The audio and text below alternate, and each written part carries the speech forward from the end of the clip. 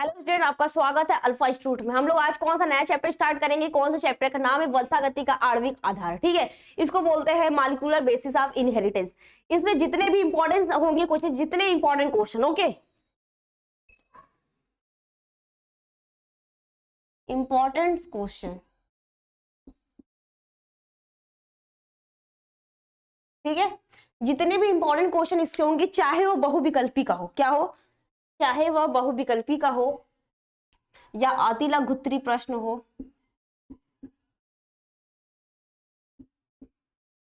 बहुविकल्पी प्रश्न, अतिलघुत्तरी प्रश्न,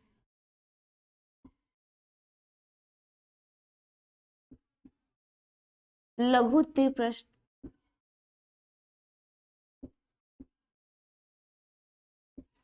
और हो जाएगा दीर्घोत्तरी प्रश्न।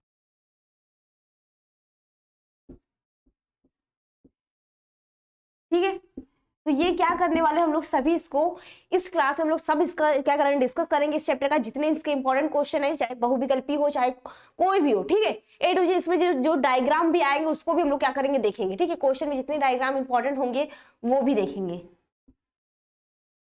जितने भी फिगर होंगे, जितने भी डायग्राम होंगे, सब क्या करेंगे हम लोग देखने वाले हैं। तो देखते स्टार्ट करते बच्चों। पहला क्वेश्चन क्या हमारा, पहला क्वेश्चन दिखा सबको, बोलो। देखो दिया क्या है, तो न्यूक्लियोसाइड है। ठीक है, इसमें 4 ऑप्शन दिया है, तो कौन सा इसका ऑप्शन होगा करेक्ट, ये बताओ।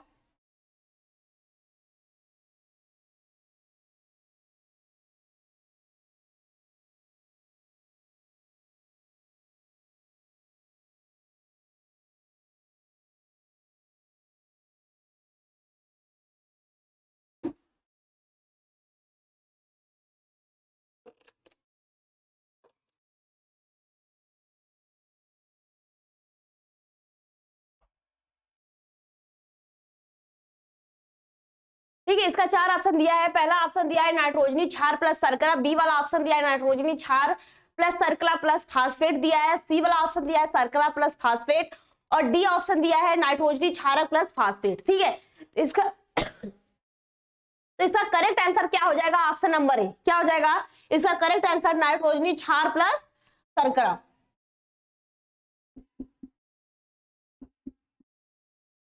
नाइट्रोजनी क्षारक प्लस शर्करा, ये क्या हो जाएगा, इसका करेक्ट आंसर हो जाएगा। और देखो नाइट्रोजनी क्षारक होता क्या है, तो ये भी देख लो। ठीक है, नाइट्रोजन बेस, देखो नाइट्रोजन बेस हमारा होता क्या, तो ये मुक्त, ये क्या होते हैं, ये युक्त कार्बनिक यौगिक होते हैं। ये कितने प्रकार के होते हैं, 2 प्रकार के होते हैं। क्या होते हैं ये, नाइट्रोजन युक्त, ठीक है, क्या हो जाएंगे, ये नाइट्रोजन युक्त कार्बनिक पदार्थ होते हैं।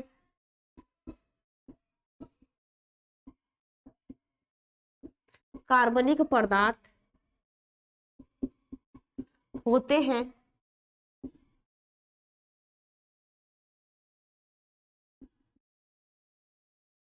यह मुख्यतः 2 प्रकार के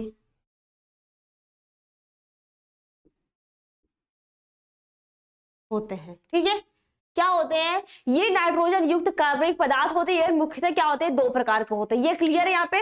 देखो इसका ऑप्शन नंबर क्या हो जाएगा, ए वाला करेक्ट आंसर हो जाएगा। क्या हो जाएगा, नाइट्रोजनी क्षारक प्लस शर्करा, इसका करेक्ट। अब देखो जो 2 प्रकार के नाइट्रोजनी क्षार कौन कौन से होते हैं, तो प्यूरिन बेस होता है और पिरिमिडीन बेस होता है। क्या होता है, तो पहला हो जाएगा प्यूरिन बेस, और दूसरा क्या हो जाएगा, पिरिमिडीन बेस।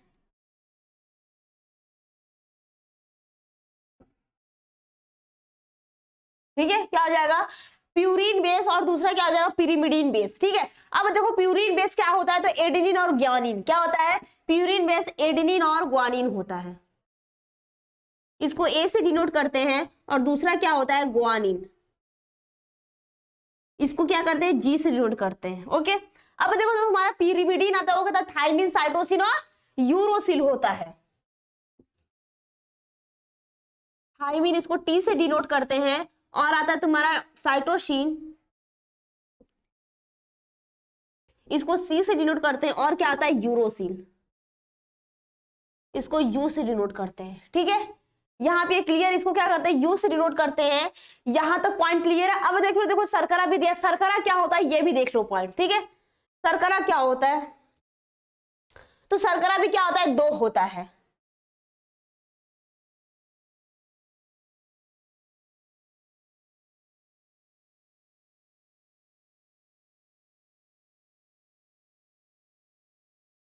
जो हमारा शुगर होता है या तो बोल सकते हैं शर्करा होता है, क्या होता है, 2 प्रकार का होता है। कौन कौन सा होता है, तो डीऑक्सी राइबोस शर्करा होता है और राइबोस शर्करा।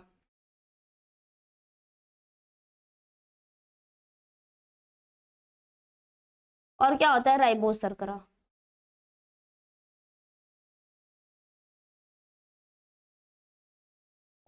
क्लियर है।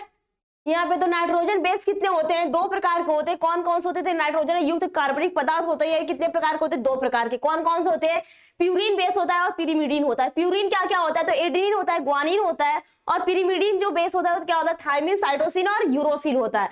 और जो शर्करा होता है ये भी 2 प्रकार के होते हैं। कौन कौन सा, डीऑक्सी राइबोस शर्करा होता है और दूसरा राइबोस शर्करा होता है। यहां तक ये क्वेश्चन क्लियर है। अब देखते हैं हमारा नेक्स्ट क्वेश्चन क्या है।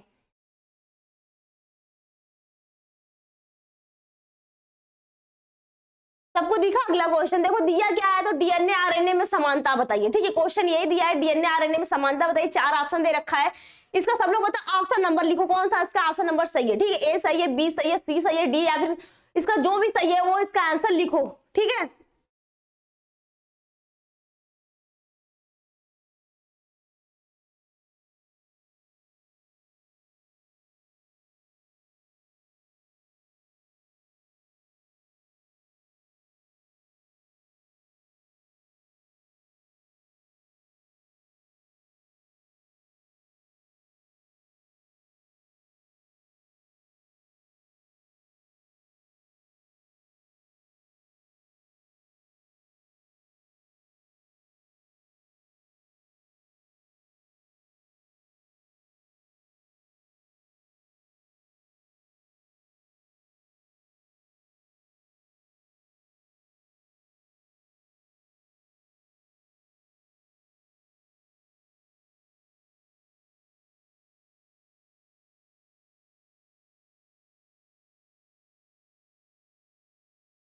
देखो 4 ऑप्शन, पहला ऑप्शन क्या दे रखा है, तो दोनों न्यूक्लियोटाइड्स की जो पॉलीमर श्रृंखलाएं होती हैं।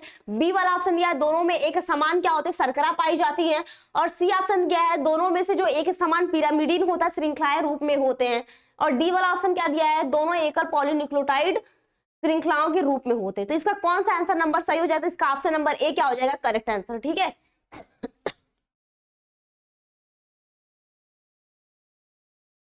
इसका ऑप्शन नंबर कौन सा हो जाएगा, ए वाला इसका करेक्ट आंसर, ठीक है। तो इसका ऑप्शन नंबर ए क्या है, तो दोनों न्यूक्लियोटाइड, क्या दोनों न्यूक्लियोटाइड के पॉलीमर श्रृंखलाएं होती हैं। दोनों न्यूक्लियोटाइड की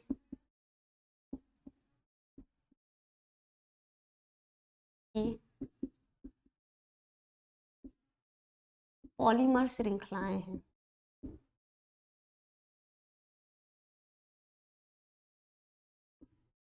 ठीक है, क्या है, दोनों पॉलीमर की, दोनों न्यूक्लियोटाइड की पॉलीमर श्रृंखलाएं हैं, ये करेक्ट है यहाँ पे, ठीक है। यहाँ पे क्वेश्चन क्लियर है कि डीएनए और आरएनए में जो, देखो डीएनए और आरएनए का पूरा नाम क्या होता है ये भी बता दो, ठीक है। डीएनए का नाम क्या होता है, डीऑक्सीराइबोन्यूक्लिक एसिड होता है, और आरएनए का होता है राइबोज न्यूक्लिक एसिड, ठीक है। यहाँ तक क्लियर क्वेश्चन। अब देखते हैं हमारा नेक्स्ट क्वेश्चन क्या है, ये क्वेश्चन सबको क्लियर है ना, बताओ। अब देखते हैं अगला क्वेश्चन क्या हमारा।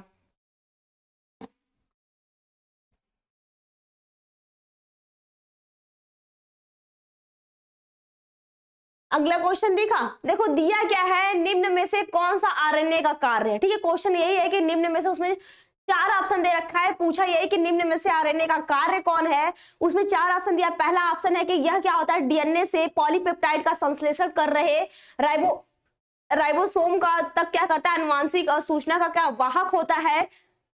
और बी वाला ऑप्शन क्या दिया है कि यह राइबोसोम तक अमीनो अम्ल का वाहक होता है। सी वाला ऑप्शन दिया यह राइबोसोम का संरचनात्मक घटक है। और डी वाला ऑप्शन क्या दिया, उपरोक्त सभी। तो इसका ऑप्शन नंबर क्या करेक्ट होगा, इसका ऑप्शन नंबर डी क्या होगा, उपरोक्त सही, ठीक है। इसका ऑप्शन नंबर डी क्या हो जाएगा, करेक्ट हो जाएगा। उपरोक्त सभी। ठीक है, तो इसका कार्य कौन कौन सा होता है, तो यही होता है, यह क्या होता है, डीएनए के पॉलीपेप्टाइड। ठीक है, पॉलीपेप्टाइड का संश्लेषण करने राइबोसोम तक ये कहता है सूचनाओं का वाहक होता है। क्या होता है, यह सूचना का वाहक होता है, वाहक होता है। ठीक है, क्या होता है, सूचना का वाहक होता है। और ये राइबोसोम तक क्या कहता है, अमीनो अम्ल का भी वाहक होता है।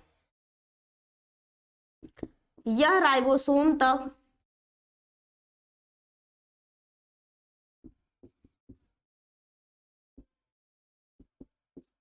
अमीनो अम्ल का वाहक होता है। ठीक है, और क्या होता है, यह राइबोसोम का संरचनात्मक घटक भी होता है। क्या होता है, यह राइबोसोम का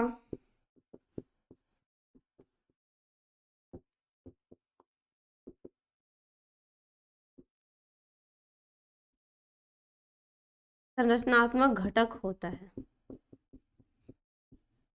ठीक है, क्लियर क्वेश्चन यहां तक बताओ, यहां तक क्वेश्चन क्लियर है कि क्वेश्चन का आंसर क्या होगा कि निम्न में से आरएनए का कार्य क्या क्या होता है, तो इतने सारे कार्य होते हैं, क्या होता है, सूचना का वाहक करता है। और राइबोसोम तक क्या कहता है, अमीनो अम्ल का भी वाहक होता है। और जो राइबोसोम से होते हैं क्या, संरचनात्मक घटक भी होता है। इतने सारे कार्य होते हैं। ठीक है, अब देखते हैं हमारा नेक्स्ट क्वेश्चन क्या है बच्चों। ठीक है, बहुत इंपॉर्टेंट क्वेश्चन है, देखते हैं क्या है।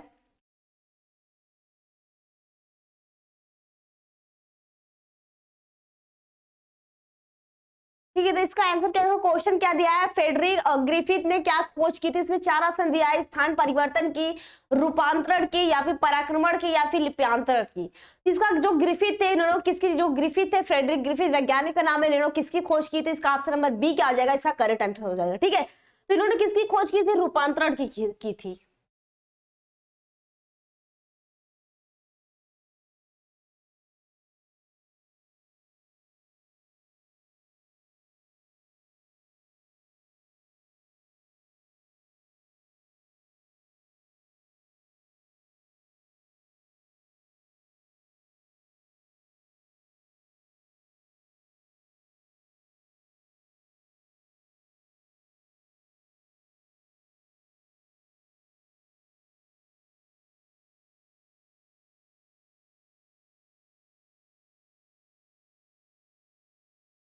तो इसका ऑप्शन नंबर बी क्या होगा, करेक्ट आंसर हो, क्या है बी वाला, तो रूपांतरण की। ठीक है,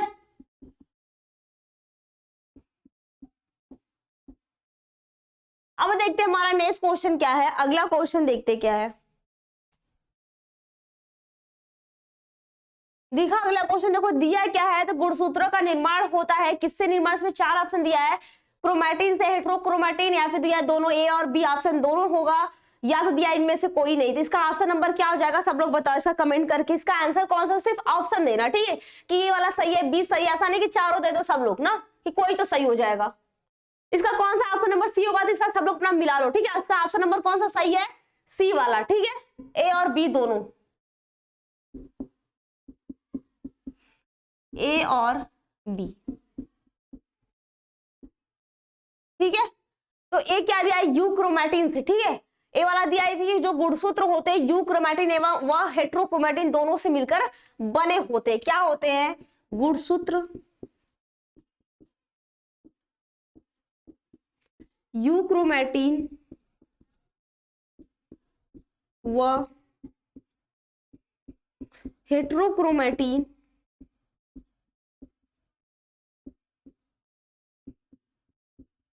दोनों से मिलकर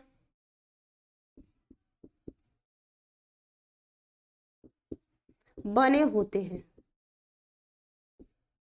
ठीक है, क्या होते हैं, दोनों से मिलकर बने होते हैं। इतना करेक्ट आंसर बताओ, यहां तक समझ में आ रहा है बच्चों, बोलो, क्वेश्चन तो सबको समझ में आ रहा है ना। देखो गुणसूत्र का निर्माण कहाँ होता है, तो ये कैसे होता है, तो इसका जो गुणसूत्र का निर्माण होता है वो यूक्रोमैटिन और हेट्रोक्रोमैटिन क्या होता है, दोनों से मिलकर क्या होते हैं, ये बने होते हैं। यहाँ तक क्लियर है क्वेश्चन। अब देखते हैं, देखो अगला क्वेश्चन क्या है, सब लोग करना। ठीक है, बहुत इंपॉर्टेंट है, मैं नहीं बताने वाली उसका ऑप्शन।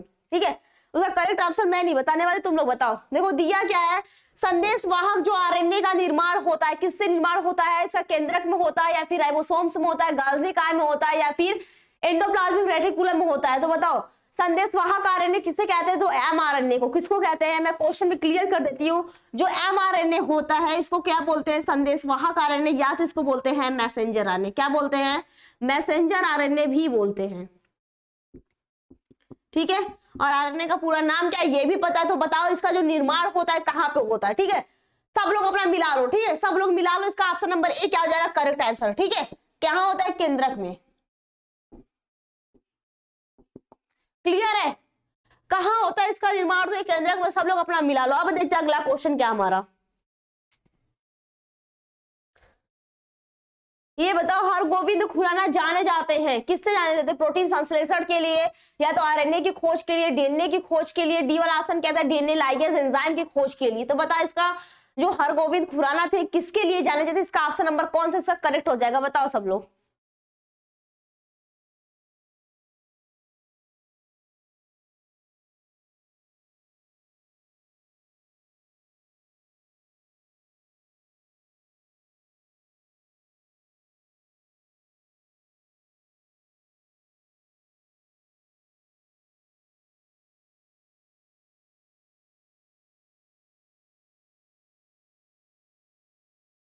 ठीक है, इसका ऑप्शन नंबर ए क्या हो जाएगा? Correct answer. प्रोटीन संश्लेषण के लिए। किसके लिए? इसका ए वाला ऑप्शन क्या हो जाएगा? करेक्ट आंसर, प्रोटीन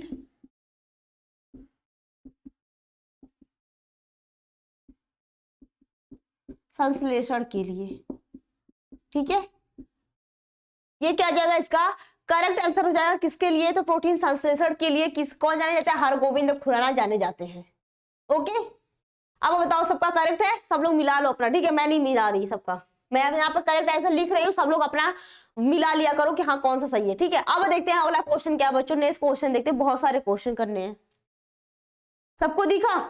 देखो दिया क्या है, तो प्रोकैरियोटिक कोशिका में जीन नियमन तथा उसका संगठन के लिए ओपेरॉन मॉडल प्रस्तावित किया था। कौन से वैज्ञानिक ने किया था? उसमें 4 ऑप्शन दिया है ना, उसमें 4 ऑप्शन दे रखा है। कौन सा किया था? जैकब एवं मोनार्ड ने, या फिर दिया था वाटसन एवं क्रिक ने। मतलब बहुत सारे अगर नाम दे देगा तो उसका करेक्ट आंसर क्या हो जाएगा? बताओ। मैं नहीं पढ़ रही ऑप्शन, ठीक है, मैं ऑप्शन नहीं पढ़ रही। सब लोग बताओ इसका आंसर क्या हो जाएगा, ठीक है। तो इसका ए वाला क्या हो जाएगा? करेक्ट आंसर हो जाएगा जैकब एवं मोनार्ड ने। जैकब एवं मोनार्ड ने, ठीक है। क्या आ जाएगा? इसका करेक्ट आंसर हो जाएगा। यहां तक क्वेश्चन क्लियर है सबका? बताओ। अब देखते हैं बच्चों हमारा नेक्स्ट क्वेश्चन क्या, अगला क्वेश्चन देखते हैं क्या है।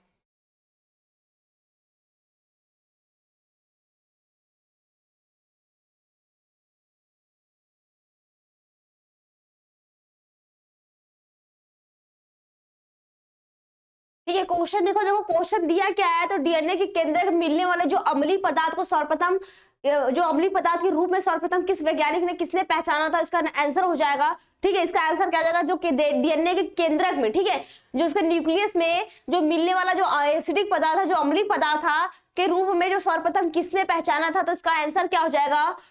फ्रेडरिक मिशर ने। क्या हो जाएगा इसका आंसर? तो डीएनए की अम्लीय प्रकृति को, डीएनए की अम्लीय प्रकृति को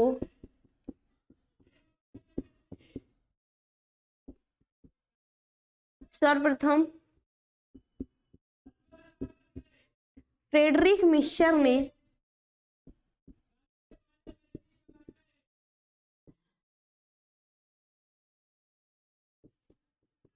पहचाना था। ओके, किसने पहचाना था सर्वप्रथम? तो फ्रेडरिक मिशर ने सर्वप्रथम पहचाना था। यहां तक क्वेश्चन क्लियर है? सबको समझ में आ रहा है इसका आंसर?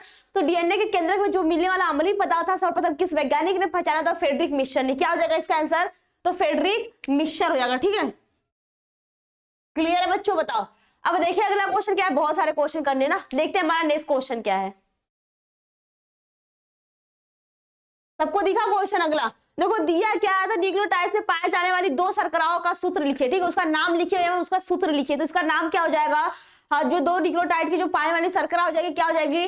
डीऑक्सीराइबोस शर्करा। और क्या होती है? राइबोस शर्करा। कौन सी होगी पहला? तो डीऑक्सीराइबोस शर्करा,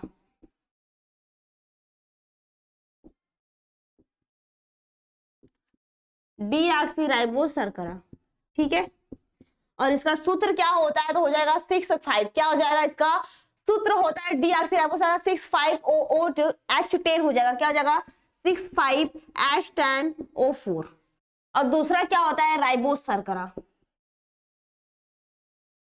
राइबोस शर्करा, इसका सूत्र क्या होता है तो C5 हो जाएगा, H10 हो जाएगा, O5 हो जाएगा। ठीक है, क्लियर। इसका क्वेश्चन का आंसर तो जो न्यूक्लियोटाइड में पाए जाने वाली दो शर्कराओं के नाम लिखे थे, दो शर्करा हमारी कौन कौन सी होती है, डीऑक्सीराइबोस शर्करा होती है और दूसरा होता है राइबोस शर्करा। इन दोनों का सूत्र क्या होता है तो डीऑक्सीराइबोस शर्करा का सूत्र होता है C5 होता है, H10 होता है, O4 होता है, और जो राइबोस शर्करा का सूत्र होता है C5 होता है, H10 होता है और O5 होता है। इतना क्लियर है सबको, बताओ ये क्वेश्चन में क्लियर है यहाँ पे। अब देखिए नेक्स्ट क्वेश्चन क्या है बच्चों, अगला क्वेश्चन की तरफ चलते हैं, बहुत इंपॉर्टेंट क्वेश्चन है। ठीक है, हमारा जो नेक्स्ट क्वेश्चन आएगा बहुत इंपॉर्टेंट क्वेश्चन है, देखते हैं क्या सब लोग देखते हैं आंसर कर पाते हो।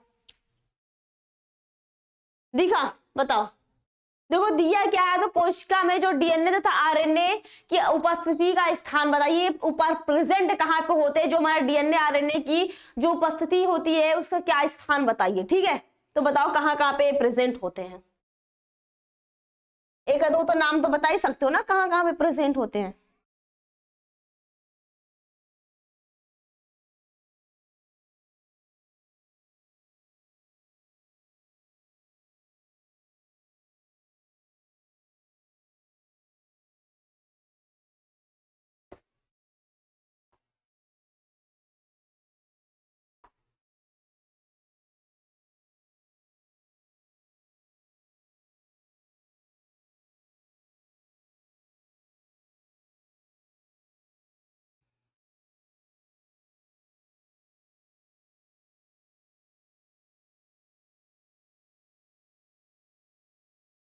ठीक है, तो देखते हैं कहाँ कहाँ पे कौन कौन सा पाया जाता है। तो आरएनए क्या होता है, कोशिका द्रव्य राइबोसोम्स, क्या हो जाएगा आरएनए,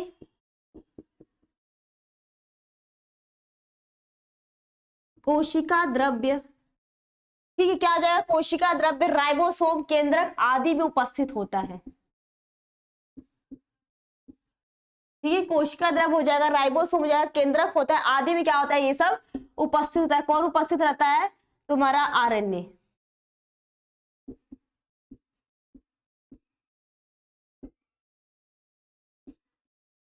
उपस्थित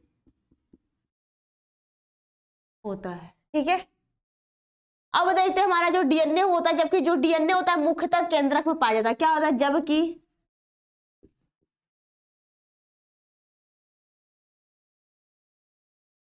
जबकि डीएनए मुख्यतः केंद्रक में पाया जाता है। ठीक है, क्या पाया जाता है, जबकि जो केंद्रक जो डीएनए होता है कहाँ पाया जाता है, मुख्यतः केंद्रक में पाया जाता है। और क्या होता है ये माइटोकांड्रिया और हरित लवक में भी क्या होता है डीएनए अल्प मात्रा में प्रेजेंट होते हैं। क्या होते हैं, माइटोकांड्रिया, माइटोकांड्रिया, हरित लवक,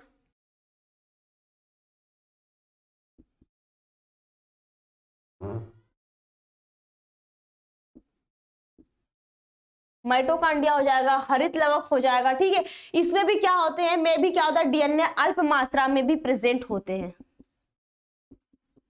डीएनए अल्प मात्रा में उपस्थित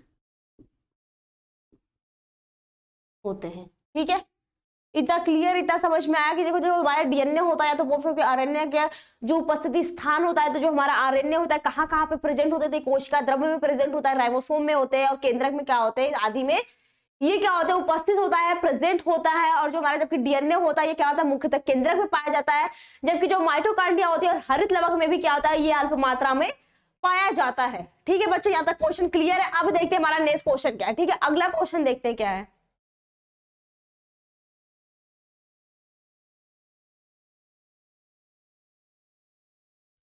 ठीक है, तो क्वेश्चन देखो दिया क्या है, विभिन्न प्रकार के आरएनए का नाम लिखिए। ठीक है, तो विभिन्न प्रकार के जो आरएनए होते हैं, हमारे आरएनए का पूरा नाम क्या होता है, तो राइबोस न्यूक्लिक एसिड होता है। ठीक है, ये होता है ना राइबोस न्यूक्लिक एसिड,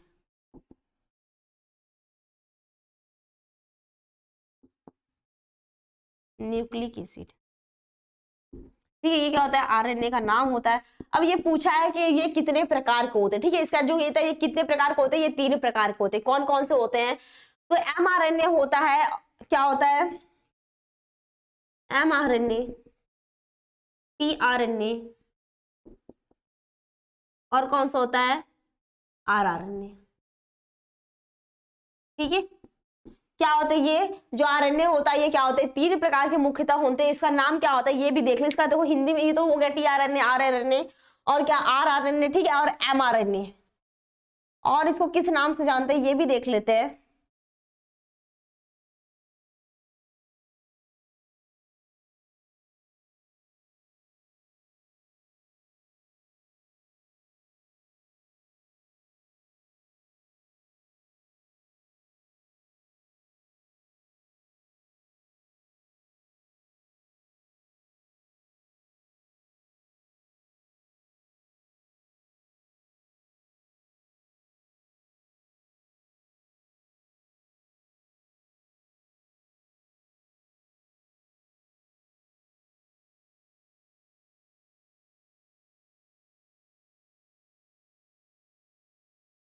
ठीक है, तो देखते हैं आरएनए हमारा जो 3 प्रकार का होता है, कौन कौन सा होता है, तो आरएनए, टीआरएनए, एमआरएनए और आरआरएनए। ठीक है, 3 प्रकार के होते हैं। तो पहले देखते हैं जो आरआरएनए होता है, क्या पहला हमारा क्या होता है, आरआरएनए।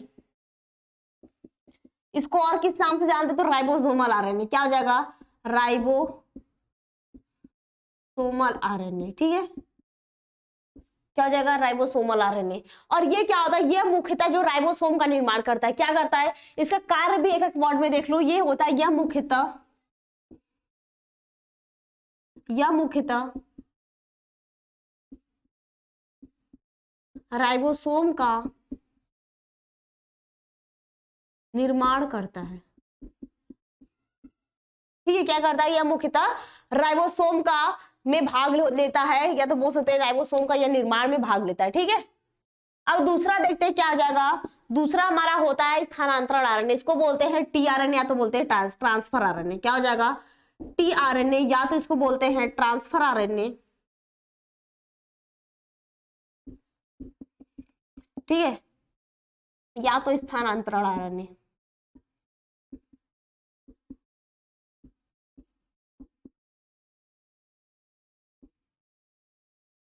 इसका देख लेते क्या हो जाएगा।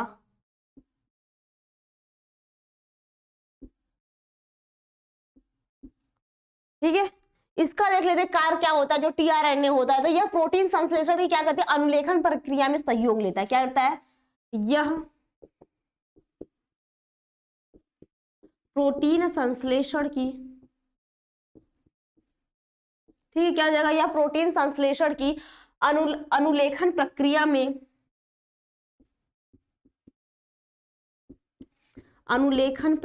में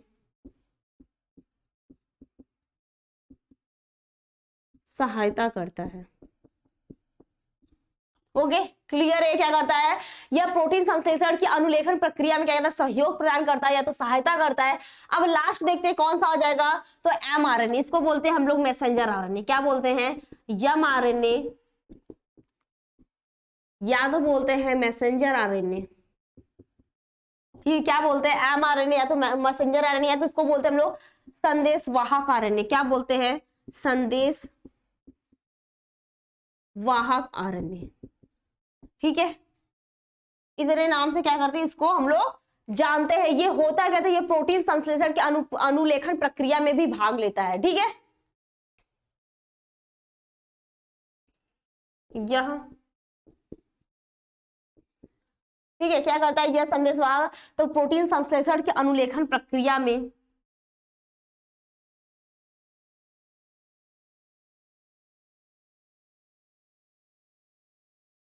इन संश्लेषण की अनुलेखन प्रक्रिया में ये तुम्हारा हेल्प करता है, लेकिन ये क्या करता है, भाग लेता है। ठीक है, दोनों में कंफ्यूजन होता है। एक क्या कर रहा है, एक तो हेल्प कर रहा है, उसको सहायता कर रहा है, और दूसरा क्या करता है, उसमें भाग लेता है। ये तीनों क्लियर हुआ कि जो हमारा आरएनए होता है कितने प्रकार का होता है, इसका कार्य क्या होता है, ये भी क्लियर हो गया। बताओ यहां तक से सब क्वेश्चन क्लियर है। अब देखते हैं हमारा नेक्स्ट क्वेश्चन क्या है बच्चों, ठीक है, नहीं तो लॉन्ग क्वेश्चन भी है, नहीं तो कहोगे बहुत लंबा क्लास हो गया। ठीक है, नेक्स्ट क्वेश्चन देखते हैं क्या है हमारा। दिखा सबको अगला क्वेश्चन? देखो दिया क्या है, तो डीएनए आरएनए के बीच में दो रासायनिक अंतरों के नाम लिखिए। ठीक है, यही दिया है, उसके जो डीएनए और आरएनए का दो रासायनिक अंतरों का नाम क्या हो जाएगा। ठीक है, इसको भी देख लो।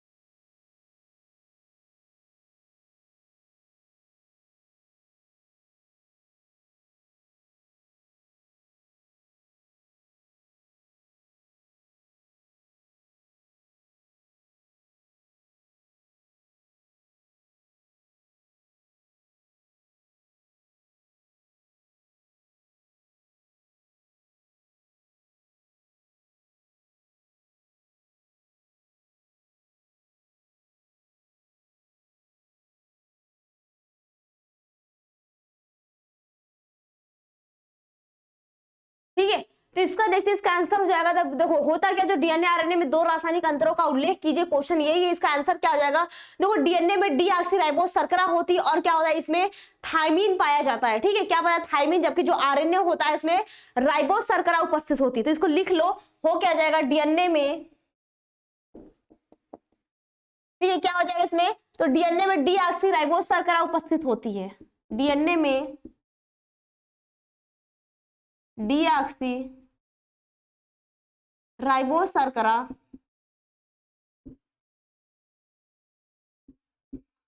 उपस्थित होती है। ठीक है, क्या होती है, डीएनए में डीऑक्सीराइबोस शर्करा उपस्थित होती है तथा इसमें क्या होता है, इसमें थाइमीन पाया जाता है। क्या पता है, तथा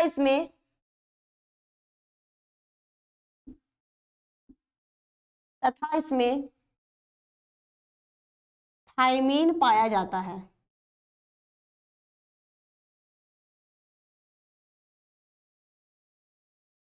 ठीक है, क्या पाया जाता है, थाइमीन पाया जाता है, जबकि आरएनए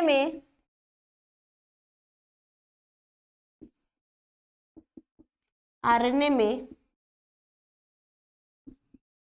राइबोस शर्करा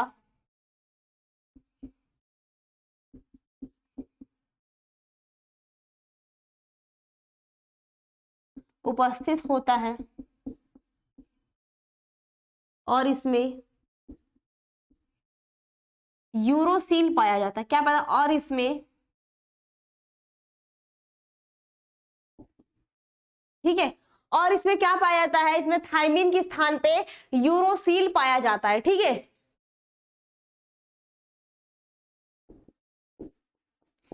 थाइमीन के स्थान पर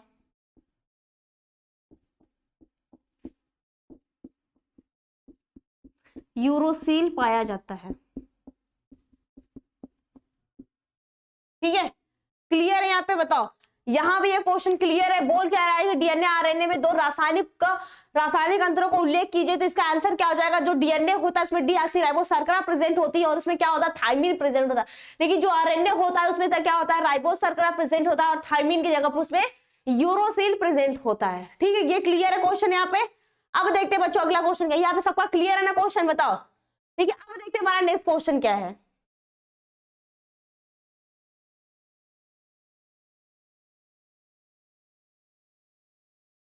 ठीक है, अगला क्वेश्चन दिखा, देखो दिया क्या है, अगला क्वेश्चन हमारा है जीन की क्रियाशील इकाई क्या होती है। ठीक है, किसी को पता है इसका आंसर कर सकता है, जीन की जो क्रियाशील इकाई होती है क्या होती है, तो इसका आंसर क्या हो जाएगा, जो जीन की क्रियाशील इकाई होती है क्या होती है, इसकी इकाई सिस्टोन कहते हैं। ठीक है, जैसे हम लोग बोलते हैं ना कि हमारे बॉडी से सबसे छोटी, हमारे बॉडी की सबसे छोटी इकाई क्या है, तो हम लोग बोलते हैं सेल होती है। ठीक है, किसी चीज की सबसे छोटी इकाई क्या होती है, इसी तरह हमारे बॉडी की सबसे छोटी इकाई क्या होती है, सेल होती है। इसी तरह जो जीन होता है, जीन की जो क्रियाशील इकाई को हम लोग क्या बोलते हैं, सिस्टोन बोलते हैं। क्या बोलते हैं, हो जाएगा इसका आंसर, जीन की क्रियाशील इकाई को, जीन की क्रियाशील इकाई को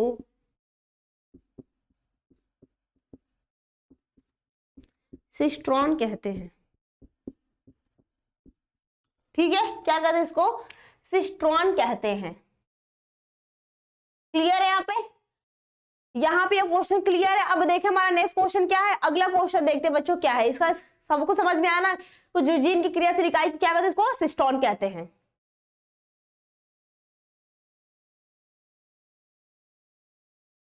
अब देखो हमारा नेक्स्ट क्वेश्चन क्या है। तो प्रोटीन संश्लेषण के सूत्रपात तथा उसका समापन प्रकूट का क्या करें, नाम लिखिए। ठीक है, या तो बोल सकता है जो मैसेंजर आरएनए का क्या होता है, समापन कोडान किसे कहते हैं। इसका सिर्फ कोडान पूछा है, इसके बारे में डिटेल नहीं पूछा है, बस पूछा है कि जो हमारा सूत्रपात कोडान कौन सा होता है तुम्हारा, इसको बोलते हैं AUG। क्या हो जाएगा इसका आंसर? बोलते हैं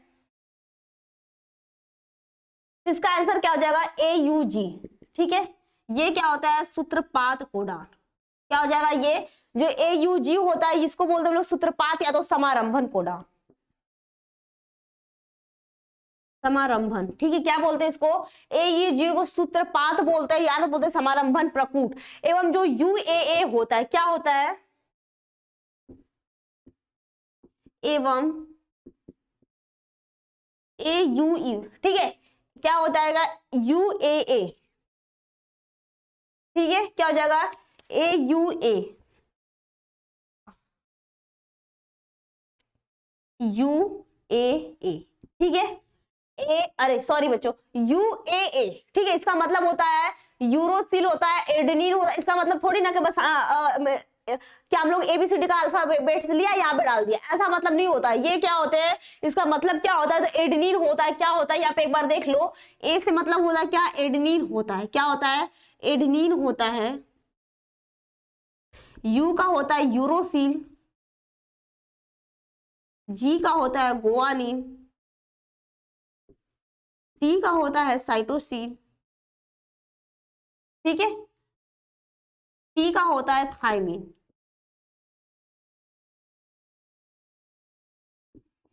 क्लियर है यहाँ पे? अब तो समझ में आ गया होगा। ठीक है, इसका होता है UAA और क्या होता है? UGA और UAG। UGA, UAG। ठीक है, ये क्या होते हैं? तो ये हमारा समापन कोडान होता है। क्या होता है ये? समापन कोडान, कोडान होता है।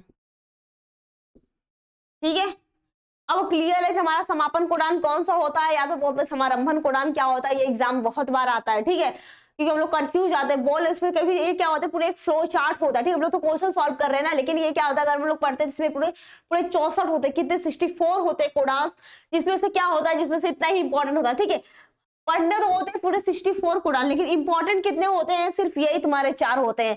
उसमें सूत्रपात कोडान या तो समारंभन कोडान किसे कहते हैं? तो हमारा होता है AUG। ठीक है, अगर समापन कोडान के बारे में पूछता है तो क्या हो जाएगा? UAA, UGA और UAG। ठीक है, U का मतलब यूरोसिल, A का मतलब एडिन और G का मतलब गोआनिन होता है। ठीक है, यहां तक क्लियर है सबका? अब देखते हैं अगला क्वेश्चन क्या हमारा। ठीक है, नेक्स्ट क्वेश्चन देखते क्या है।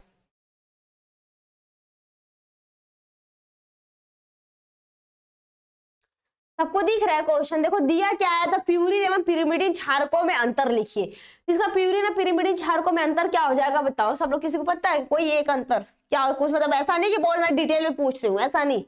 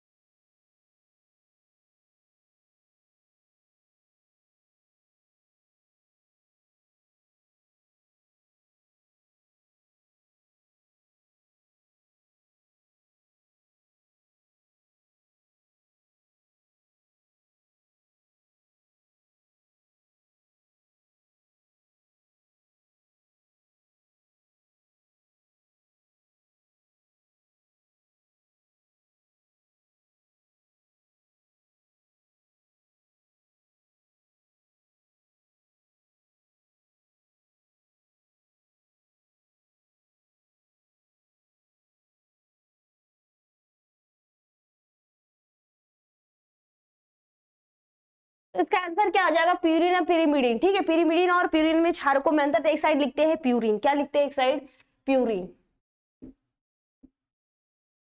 और दूसरे साइड लिखते हैं पिरिमिडीन।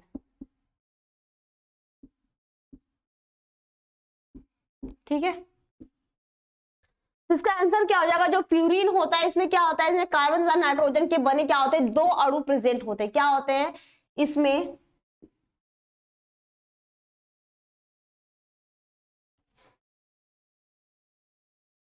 ठीक है, इसमें क्या हो जाएगा, इसमें कार्बन तथा नाइट्रोजन के बने 2 अणु होते हैं, कार्बन तथा नाइट्रोजन के बने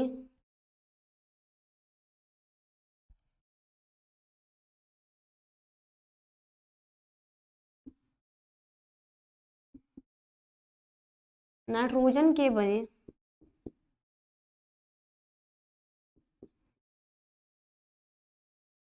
2 अणु होते हैं। ठीक, क्या होते हैं इसमें कार्बन तथा नाइट्रोजन के बड़े क्या होते हैं, 2 अणु, 2 चक्र होते हैं। क्या होते हैं, 2 चक्र होते हैं, लेकिन इसमें क्या होते हैं, इसमें कार्बन तथा नाइट्रोजन के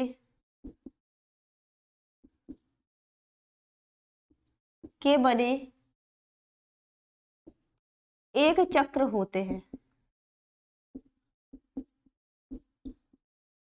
ठीक, क्या होते हैं इसमें बने एक चक्र होते हैं। ठीक है, इतना क्लियर है। अब देखो जो प्यूरिन होता है उसमें एडेनिन और ग्वानिन क्या होते हैं, प्रमुख रूप से पाए जाते हैं। क्या होते हैं, एडेनिन और ग्वानिन। ठीक, क्या होते हैं, एडेनिन और ग्वानिन प्रमुख प्यूरिन है। लेकिन इसमें क्या होता है, इसमें थायमीन, साइटोसिन तथा यूरोसिन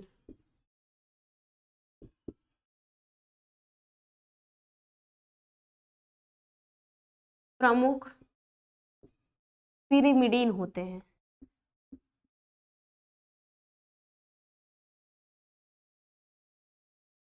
ठीक है, क्लियर है यहाँ पे, बताओ यहाँ पे ये क्लियर है कि इसका डिफरेंट क्या क्या होता है। तो इसमें कार्बन तथा नाइट्रोजन के बने 2 चक्र पाए जाते हैं, किसमें, तो प्यूरिन में।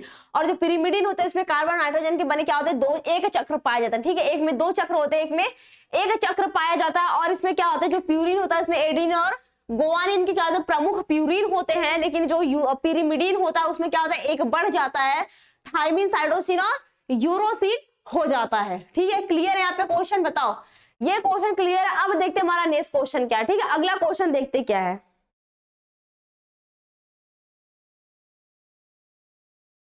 सबको दिखा अपना अगला क्वेश्चन, देखो दिया क्या है, तो कोडान एवं एंटी कोडान में अंतर पूछा। ठीक है, यही क्या स्पष्ट कीजिए, तो इसका आंसर हम लोग देखते हैं क्या हो जाएगा। तो एक साइड आ रहे, ठीक है, या तो एक साइड हम लोग कोडान लिख सकते हैं, या तो एंटी कोडान, या तो ऐसे ही देख लेते हैं हम लोग।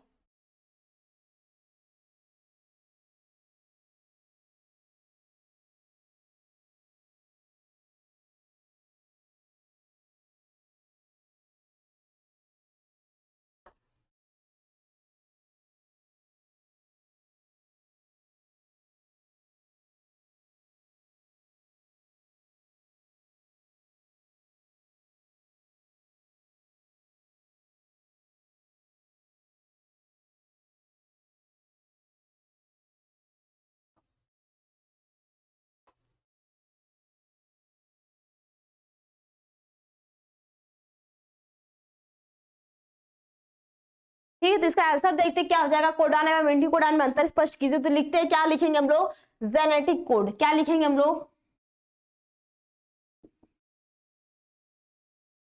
ठीक है, क्या हो जाएगा इसका जेनेटिक कोड, या तो बोलते हैं इसको अनुवांशिक कोड। इसमें होता क्या, तो मैसेंजर अणुओं में क्या हो जाएगा, मैसेंजर आरएनए अणुओं में,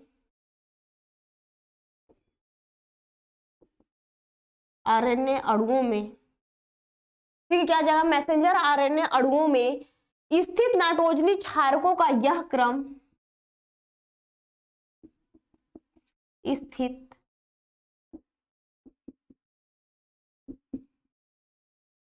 नाइट्रोजनी क्षारकों का यह क्रम, ठीक है, क्या करता है, जो नाइट्रोजनी क्षारकों का यह क्रम क्या करता है, यह क्रम है जिसमें हम लोग क्या करते हैं, प्रोटीन संश्लेषण के लिए जो संदेश होता है वह निहित होता है। ठीक है, क्रम है जिसमें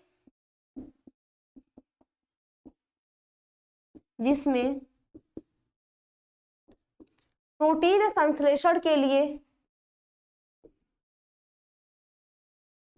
ठीक है, क्या हो जाएगा इसमें, प्रोटीन संश्लेषण के लिए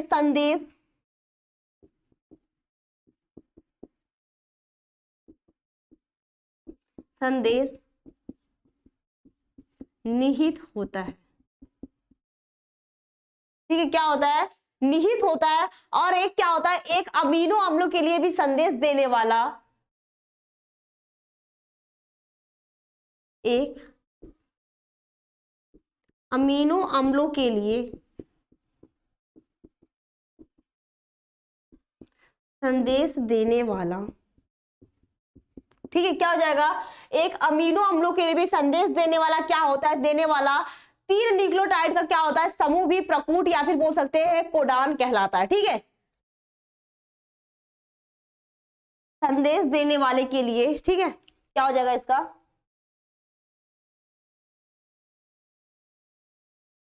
तो क्या हो जाएगा, संदेश एक क्या हो जाएगा, संदेश देने वाला 3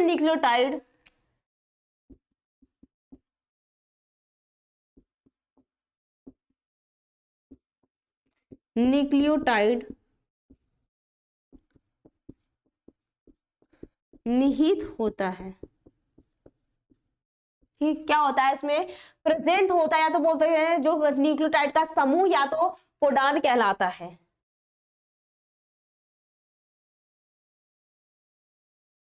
का समूह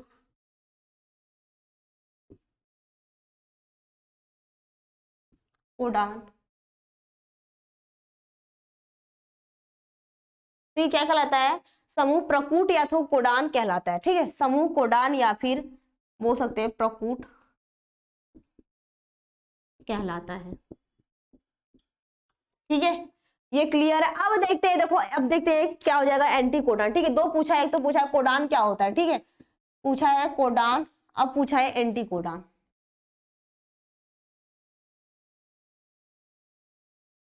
तो देखते हैं एंटी कोडान क्या होता है। तो यह क्या होता है, टीआरएनए पर स्थित होता है। क्या होता है, यह टीआरएनए पर स्थित होता है। ठीक, ये क्या होता है, यह टीआरएनए पर प्रेजेंट होता है। और इस पर क्या होता है, जो भुजा होते हैं ये 5 क्षारक युग्म होते हैं। क्या होते हैं, 5 से 6 7 होते हैं। यह भुजा 5 से तथा 7, ठीक है, कितने होते हैं, इस पर जो भुजा में होते हैं, जो क्षार होते हैं, क्या होते हैं, 5 से 7, ठीक है, 5 से 7 क्षार युग्म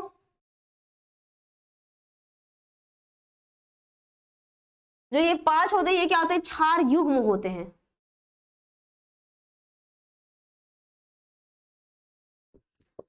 क्षार युग्म तथा 7, ठीक है, जो क्या होते हैं, तथा 7 अयुग्मित नाइट्रोजनी क्षार पाए जाते हैं।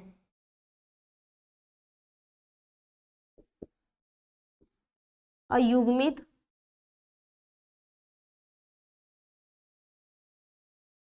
नाइट्रोजन क्षार पाए जाते हैं। ठीक है, यहाँ तो दिख रहा है ना, क्या होते हैं, पाए जाते हैं।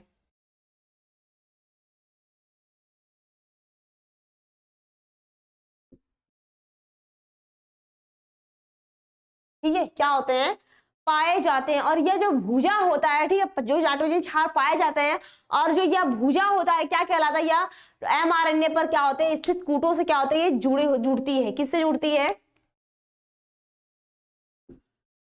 यह क्षार एमआरएनए पर उपस्थित, ठीक है, से जुड़ती है। क्या करती है, ये जुड़ती है। यहाँ पे क्लियर है, देखो कोडान किसे कहते हैं, तो एंटी कोडान कहते हैं। एक बार फिर से देख लो, जो कोडान होता है वो क्या करता है, मैसेंजर आरएनए अणुओं में जो स्थित नाइट्रोजनी क्षार होते हैं, क्या होते हैं, जो स्थित नाइट्रोजनी क्षारकों का यह क्रम होता है जिसमें क्या कहते हैं, प्रोटीन संश्लेषण के लिए संदेश निहित होता है। ठीक है, क्या होता है, संदेश निहित होता है। और जो एक अमीनो के जो संदेश देने वाला जो 3 न्यूक्लियोटाइड्स होते हैं, क्या ये समूह होता है जिसे हम लोग क्या कहते हैं, कोडान या तो प्रकूट कहलाता है। अब देखते हैं जो एंटी कोडान होता है वो क्या कहलाता है, यह टीआरएनए पर स्थित होता है। किस पे, यह ट्रांसफर आरएनए पे स्थित होता है। और यह क्या कहता है, भुजा के जो 5 क्षार होते हैं वो कहते हैं युग्मित होते हैं, युग्म होते हैं। लेकिन जो 7 होते हैं वो क्या होते हैं, अयुग्मित होते हैं। क्या होते हैं, 7 अयुग्मित होते हैं। और इसमें क्या होते हैं, नाइट्रोजन क्षार पाए जाते हैं। और ये जो क्षार होता है ये किसमें जुड़ता है, किससे, मैसेंजर आरएनए से जुड़ती है। ठीक है, यहां तक क्लियर है सबका। अब तो ये क्वेश्चन क्लियर हो गए होंगे ना, बोलो कोडान और एंटी कोडान क्या होता है, मेन पॉइंट यही समझ में आया, बोलो ये क्लियर, यहाँ तक क्लियर हो गया ना। ये क्या होता है, नाइट्रोजनी क्षारकों पर यह क्रम होता है, इसमें क्या होता है, ये टीआरएनए पर स्थित होता है। इसमें मैसेंजर आरएनए पर ये टीआरएनए, लेकिन जो टीआरएनए होता है लास्ट में ये भी क्या होता है, एमआरएनए से जुड़ जाता है। ओके, अब देखते हैं हमारा नेक्स्ट क्वेश्चन क्या है।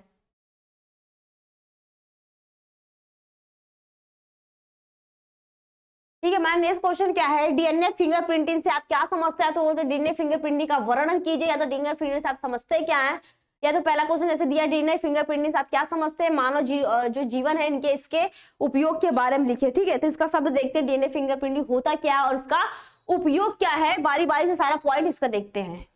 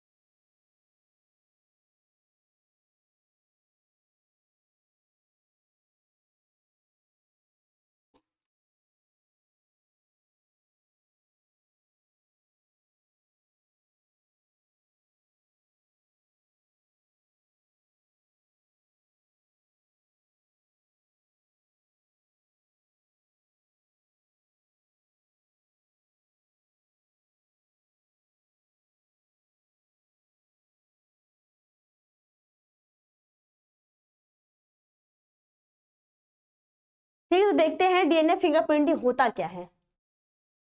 एक बार ऐसे ही सुन लो। ठीक है, देखो डीएनए फिंगरप्रिंटिंग होता क्या, एक बार ऐसा सुन लो, फिर मैं लिख के बताती हूँ, फिर एक बार फिर से बता दूंगी, तुमको याद हो जाने वाले। ठीक है, 3-4 बार देखो, साथ साथ में देखो। तो पहले सुन लो, जो डीएनए फिंगरप्रिंटिंग होता है ये क्या होता है, टाइपिंग या फिर इसको अनुवांशिक फिंगरप्रिंटिंग भी कहा जाता है। इससे हम लोग क्या करते हैं, जो डीएनए के आधार पर इसकी पहचान करते हैं। जो हमारा डीएनए होता है, हमारे बॉडी के किसी भी पार्ट से हम लोग क्या करते हैं, डीएनए निकाल सकते हैं और उसके पहचान कर सकते हैं। जैसे बाल होना, इसे भी हम लोग क्या, किसी भी पार्ट से क्या करते हैं हम लोग डीएनए से, डीएनए का जो होता है 99% क्या 99.9% भाग होता है। सभी जो इंसान और सभी प्राणियों में क्या होता है, इसमें समान होती है।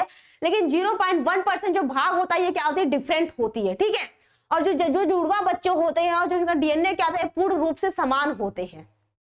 ओके, इतना पॉइंट क्लियर है कि डीएनए फिंगरप्रिंटिंग बस नहीं, इसको 2-3 नामों से कहते हैं। कौन कौन सा नाम होता है, इसको डीएनए टाइपिंग भी कहते हैं, या तो बोल सकते हैं अनुवांशिक फिंगरप्रिंटिंग भी कहा जाता है, या तो इसको अंगुली छाप भी कहते हैं। ठीक है, अब देखो जो डीएनए फिंगरप्रिंटिंग होता है, तो जो इस तकनीक का हम लोग क्या करते हैं, कुछ विशिष्ट जगहों पे जैसे बीच में जो विभिन्नता होती है का पता लगाते हैं। जैसे जो पुनरावृत्ति डीएनए होते हैं, या तो बोलते हैं रिपीटिंग डीएनए जिसको बोलते हैं कहते हैं। और इन्हीं की उपस्थिति क्या कहते हैं, 2 व्यक्तियों में। जैसे होता नहीं कि जो अगर बहुत सारे बच्चे, अगर उसको पहचान करना हो कि ये बच्चा किसका, ऐसे बहुत सारे बच्चे छोटे बच्चों को पहचान नहीं कर पाते, तो हम लोग डीएनए फिंगरप्रिंटिंग की सहायता से हम लोग उसमें पहचान कर सकते हैं उसके पेरेंट्स से। ठीक है, इसमें बोल सकते हैं कि 2 व्यक्तियों के बीच में जो विभिन्नता को दर्शाने के लिए हम लोग, विभिन्नता पता लगाने के लिए हम लोग क्या करते हैं, डीएनए फिंगरप्रिंटिंग का उपयोग करते हैं। तो बोल सकते हैं तुलना के लिए भी डीएनए फिंगरप्रिंटिंग का यूज किया जाता है। या तो बोल सकते हैं कि जो ये प्रोटीन होता है, क्या प्रोटीन संश्लेषण होगी जो कूटों में क्या नहीं रखते, या तो इसके स्थान पे हम लोग क्या करते हैं, VNT। ठीक है, VNT का मतलब होता है variable number of tandem repeating. ठीक है, ये होता है इसको। डीएनए फिंगरप्रिंटिंग क्या के लिए हम लोग क्या करते हैं, जो रुधिर होता है, ठीक है, क्या क्या हम लोग उसमें उपयोग कर सकते हैं, ब्लड हो सकता है, स्लाइवा हो सकता है, हमारा बाल हो सकता है, या फिर किसी भी जीव का जो तरल पदार्थ होता है, जो लिक्विड, मतलब कोई भी प्राणी है तो उसका हम लोग ये सब चीजों से क्या करते हैं, डीएनए फिंगरप्रिंटिंग ले सकते हैं। उसका डीएनए क्या करते हैं, किसी व्यक्ति से मैच करते, मैच तो होगा नहीं, ठीक है। ऐसे मान लो एक एग्जांपल देती हूँ, जैसे नहीं होता है कोई किसी जगह पे चोरी हो जाती है, उसके आसपास रहता हम लोग का एक घेरा लगा के, कोई जो पुलिस होता है वो क्या करता है, पूरे रूम की छानबीन करता है और पता कैसे करता है कि नहीं, अगर कोई भी चीज मिल जाती है तो जिस व्यक्ति का होता है उससे मैच कराता है, फिर जो व्यक्ति वहां पे सारे प्रेजेंट होते हैं सबसे मैच कराते हैं, जिसका मैच होता है तो हम लोग पता करते हैं कि अच्छा नहीं ये चोर है या फिर ये ही गुनाह किया है, ठीक है, ऐसे करते हैं। अब इसके बारे में देख लेते हैं होता क्या डीएनए फिंगरप्रिंटिंग।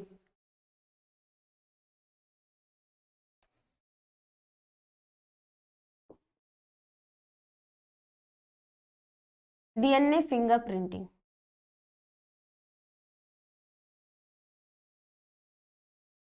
ठीक है, तो इसका पहला पॉइंट क्या हो जाएगा, डीएनए फिंगरप्रिंटिंग को डीएनए टाइपिंग या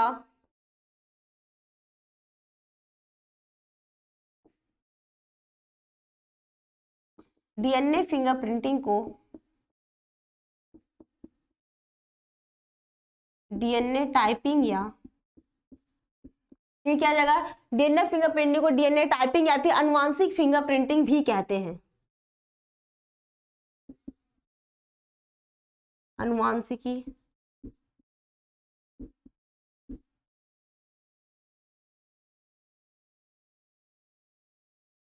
फिंगरप्रिंटिंग भी कहते हैं, ठीक है, क्लियर है पॉइंट। दूसरा पॉइंट क्या हो जाएगा कि इससे व्यक्ति के डीएनए के आधार पे, इसमें व्यक्ति के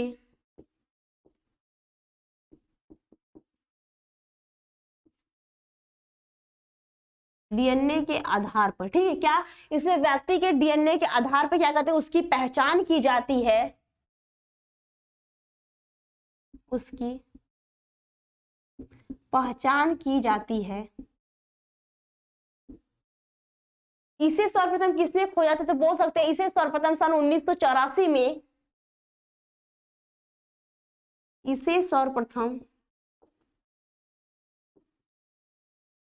ठीक है, इसे क्या आ जाएगा, इसे सर्वप्रथम 1984 में एलेक जेफरी ने बताया था, एलेक जेफरी ने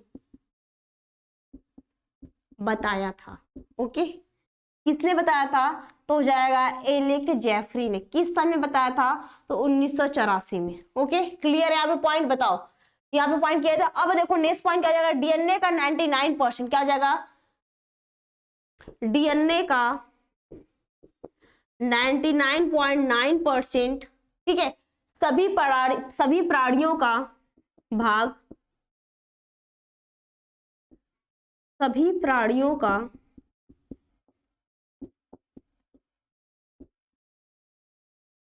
सभी प्राणियों का समान होता है, ये क्या होता है, सभी प्राणियों का समान होता है, जबकि 0.1% भाग क्या हो जाएगा, जबकि 0.1% भाग क्या होता है, डिफरेंट होता है, या तो बोल सकते हैं अलग होता है, सभी प्राणियों का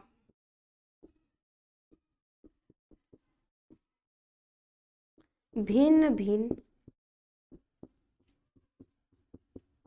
होता है, ठीक है, क्या होता है, सभी प्राणियों का भिन्न भिन्न होता है, परंतु युग्मन जो जुड़वा होते हैं क्या होते हैं, परंतु युग्मनज जो जुड़वा होते हैं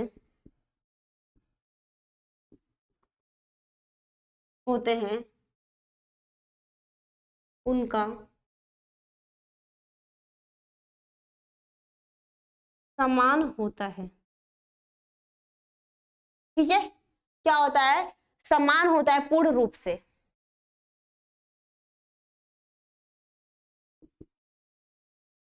पूर्ण रूप से, ठीक है। नेक्स्ट पॉइंट क्या हो जाएगा, इस तकनीक में कुछ विशिष्ट, इस तकनीक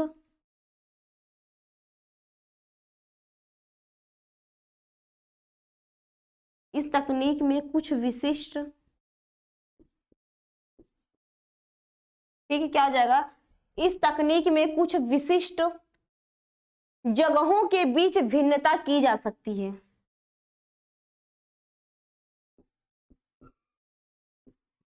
जगहों के बीच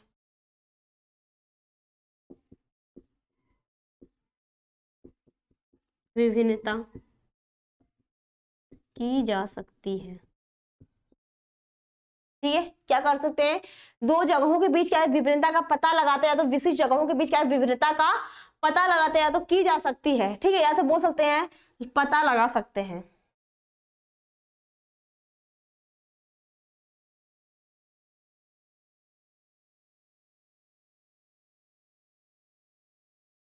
पता लगाते हैं। ठीक है, यहां तक पॉइंट क्लियर हो रहा है, बताओ यहां तक पॉइंट करें, जिन्हें हम लोग बोल सकते हैं डीएनए पुनरावृत्ति डीएनए, क्या बोल सकते हैं, जिन्हें हम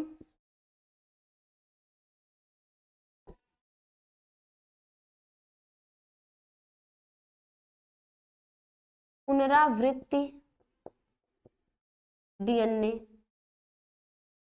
या तो रिपीटिंग डीएनए कहते हैं। ठीक है, क्या कहते हैं, रिपीटिंग डीएनए कहते हैं। यहां तक क्लियर है, बताओ यहां तक ये पॉइंट क्लियर, इसके आगे भी लिखे, यहां तो पॉइंट क्लियर, एक बार फिर समझ लो।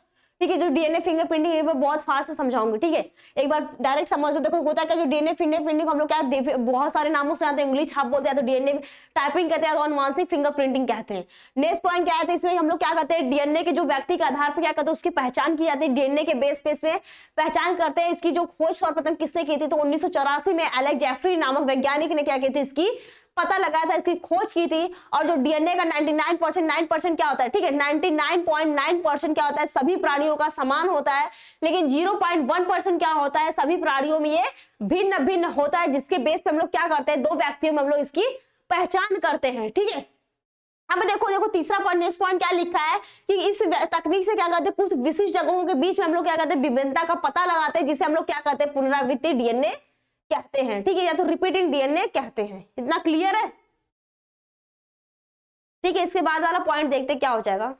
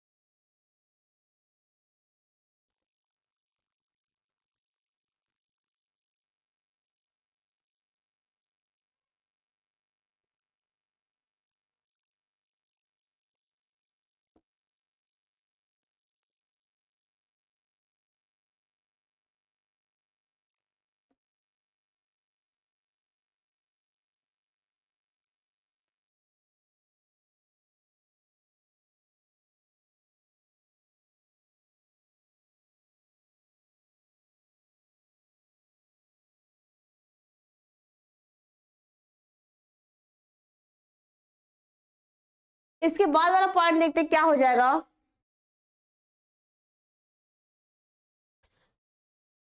तो इन्हीं की उपस्थिति के कारण दो व्यक्तियों में,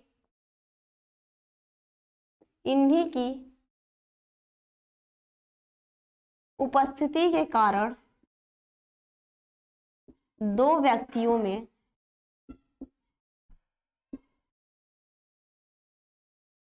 तुलना की जाती है। ओके, क्या करते हैं, इन्हीं की उपस्थिति में क्या करते हैं, दो व्यक्तियों के क्या डीएनए में हम लोग क्या करते हैं, तुलना करते हैं। किसमें, डीएनए में हम लोग क्या करते हैं, तुलना करते हैं। नेक्स्ट पॉइंट क्या हो जाएगा, ये प्रोटीन संश्लेषण हेतु कूटों के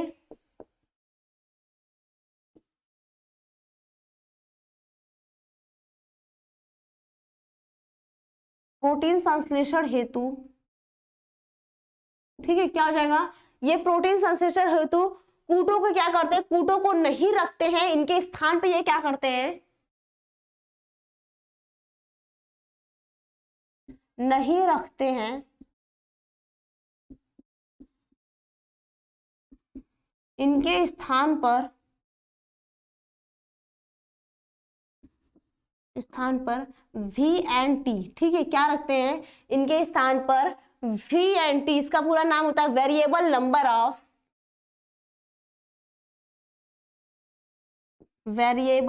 ऑफ, ठीक है, टेंडम रिपीटिंग,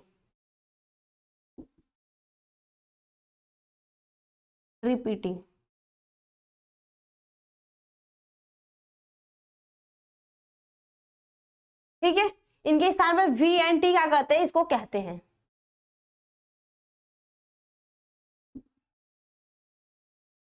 नेक्स्ट पॉइंट देखते हैं क्या हो जाएगा।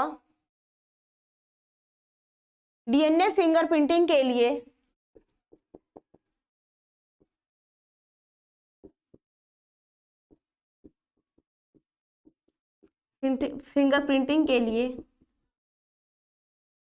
हम लोग क्या क्या ले सकते हैं, रुधिर,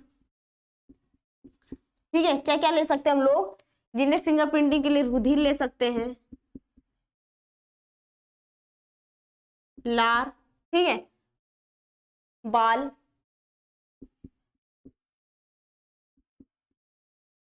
शरीर का ठीक, शरीर का क्या है, कोई भी पार्ट हम लोग ले सकते हैं, कोई भी भाग, या तो बोल सकते हैं जो उसका शरीर का हम लोग कहते हैं किसी भी जीव का तरल पदार्थ, या तो बोल सकते हैं शरीर के जो जीव होता है, जीव के शरीर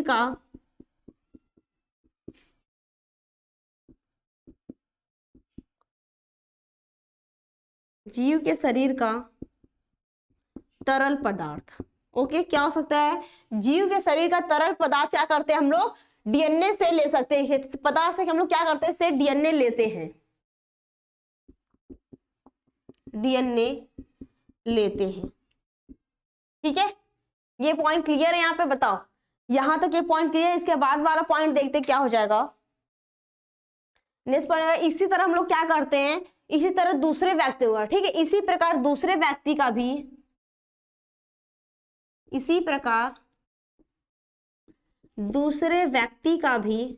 ठीक है, या तो जो टूथ हम लोग जो ब्रश करते हैं वहां से भी हम लोग क्या करते हैं, DNA ले सकते हैं, या तो जो कंघी हम लोग करते हैं ना वहां से भी DNA ले सकते हैं। देखो इसी प्रकार क्या कहते हैं, दूसरे व्यक्ति का भी क्या कहते हैं हम लोग DNA लेते हैं,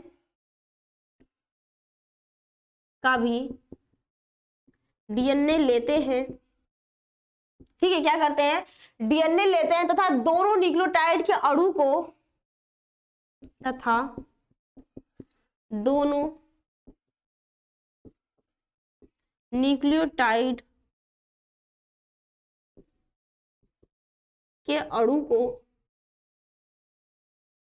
ठीक, क्या करते हैं, न्यूक्लियोटाइड के अणु को हम लोग क्या करते हैं, अणुओं के क्रम को, ठीक है, उसको क्या कहते हैं, जो अणु के क्रम होते हैं, या तो बोल सकते हैं अणुओं के क्रम को, न्यूक्लियोटाइड के अणुओं के क्रम को, ठीक, क्या करते हैं, क्रम की समानता पर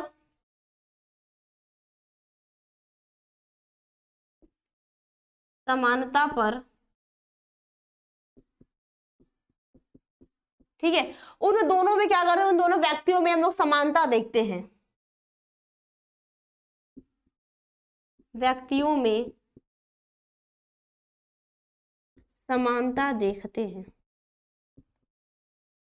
ठीक है, यहाँ पे क्लियर है। अब देखो एक पॉइंट और इसमें हो जाएगा, जो दो व्यक्तियों होते हैं उसमें DNA में क्या करते हैं, अनुक्रमों के बीच में तुलना करने पे क्या करते हैं, DNA फिंगरप्रिंटिंग का प्रयोग किया जाता है। लास्ट पॉइंट यही लिखेंगे हम लोग कि जो DNA जो व्यक्तियों को हम लोग क्या करते हैं उसमें DNA अनुक्रमों में जो तुलना करते हैं, हम लोग कंपेयर करते हैं, करने के लिए हम लोग क्या करते हैं, DNA फिंगरप्रिंटिंग का यूज करते हैं। यहाँ तक पॉइंट ये क्लियर है। अब इसका देख लेते हैं हम लोग उपयोग, ठीक है, इसमें तो कोई बताने की जरूरत नहीं कहां से DNA लिया, क्या किया, ठीक है।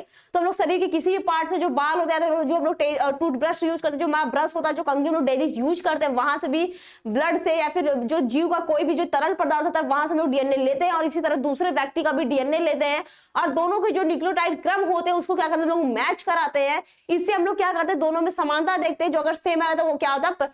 इसी तरह हम लोग क्या करते हैं, जो अगर लास्ट पॉइंट हम लोग देखना है तो क्या देखेंगे हम लोग, मेन पॉइंट यही होगा कि दो व्यक्तियों के बीच में जो हम लोग तुलना करते हैं, अनुक्रमों के बीच में जो तुलना हम लोग करते हैं, कंपेयर करते हैं, उसे हम लोग क्या करते हैं, DNA फिंगरप्रिंटिंग कहते हैं, ठीक है, उसका DNA फिंगरप्रिंटिंग का उपयोग किया जाता है। अब देखते हैं डीएनए फिंगरप्रिंटिंग का उपयोग क्या है। ठीक है, इसका लास्ट पॉइंट और देख लेते हैं, इसमें डीएनए फिंगरप्रिंटिंग का उपयोग कहाँ करते हैं।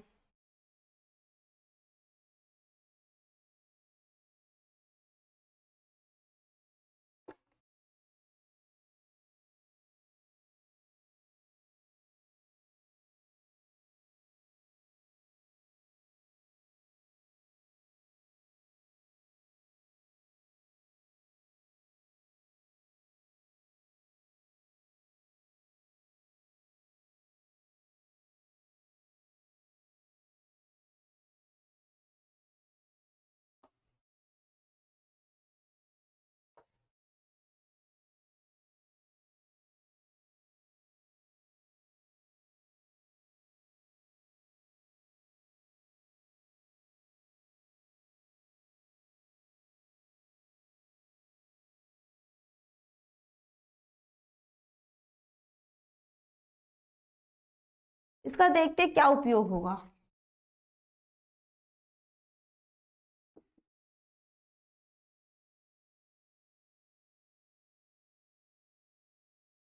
डीएनए फिंगरप्रिंटिंग का उपयोग,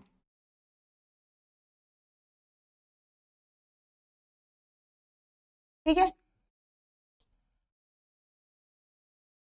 तो क्या हो जाएगा, यह पैतृक परीक्षण में सहायक होता है। किसमें होता है, यह पैतृक परीक्षण में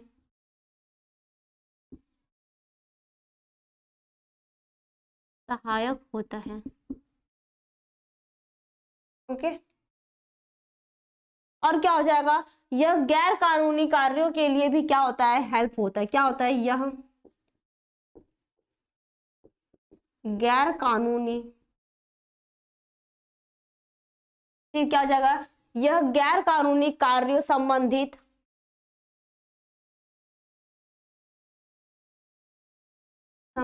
जैसे, तो बस इतना नहीं, जो गैर कानूनी कार्यों संबंधित क्या करता है, अपराधी के निर्धारण में सहायक होता है।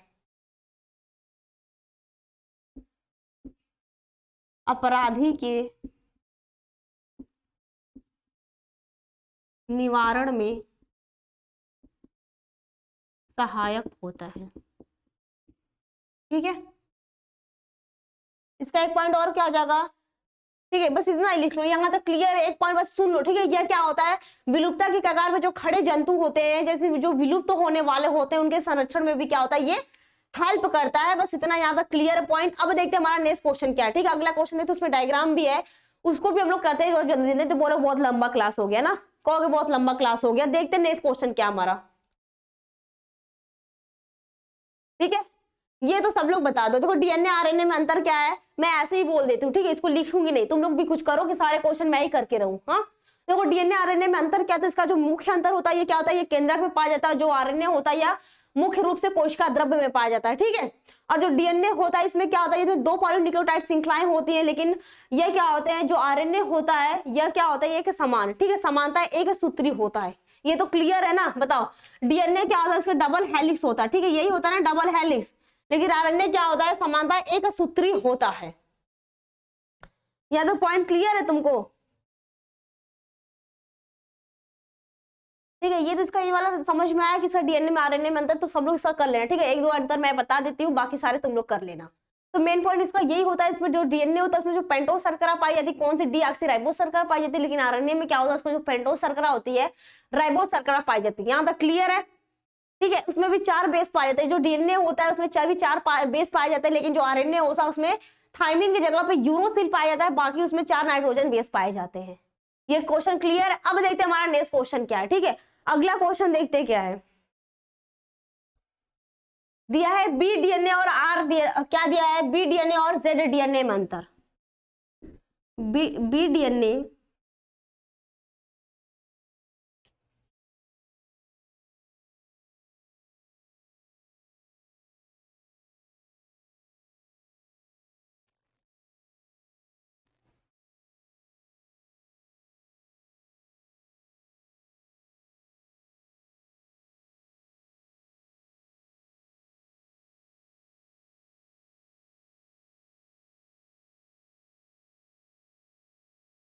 बी डीएनए और क्या किया है जेड डीएनए में अंतर। ओके, तो मैं इसका बता देती हूँ मेन पॉइंट है, सारा इसका डिफरेंट नहीं लिखा दी। देखो जो बी डीएनए होता है उसमें क्या होता है दक्षिणावर्त कुंडलित होता है। क्या होता है ये दक्षिणावर्त कुंडलित होता है।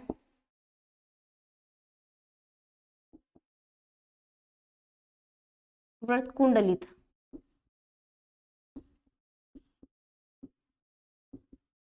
ठीक है। क्या होता है ये दक्षिणावर्त कुंडलित होता है और जो ये होता है ये वामावर्त कुंडलित होता है। क्या होता है वामावर्त